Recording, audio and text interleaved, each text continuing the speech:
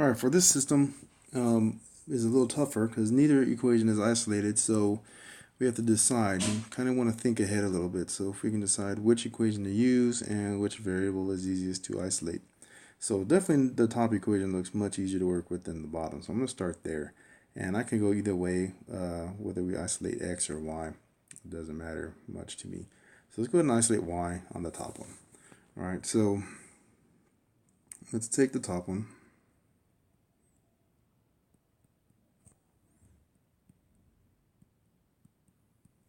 And isolate for y.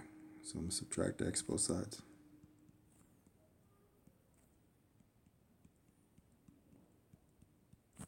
Alright, so now I got y equals negative x plus 1. And then what I got to do with this part of the equation, I'm going to substitute it equals y. I'm going to substitute this into the y of the other equation, the one we didn't use. I can't put it back in the first one because we already used that one. It's actually the same equation. So if I put it back, everything will cancel out and messes up. So we got to use the equation we did not use. Okay, that's the second step, substitute it into there. So we're going to have 5x minus 9, and then in for y, we're going to substitute negative x plus 1. And that should equal negative 5, 1. Okay, so we're just going to solve this out. We'll distribute out the 9. So we'll get 5x plus 9x minus 9 equals negative 51. Combine the 5x and the 9x, that gives us 14x minus 9. All right, and then we're going to add 9 both sides. And we'll get 14x equals, let's see, negative 42.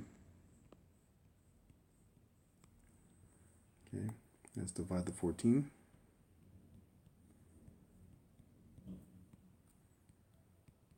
And that'll equal negative 3.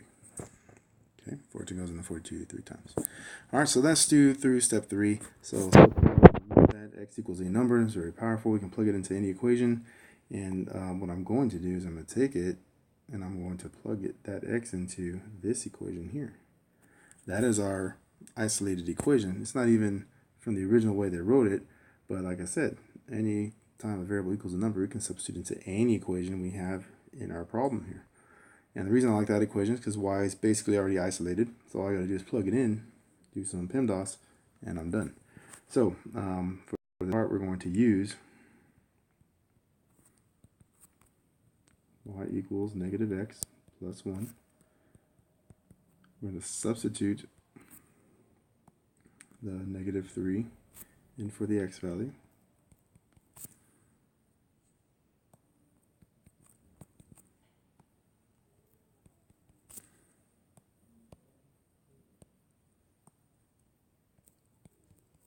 Okay, so very important to use parentheses there. So we have a double negative here. So that's going to be positive 3 plus 1, and y is going to equal 4. All right, so the solution here will be negative 3 for the x, 4 for the y, and there it is.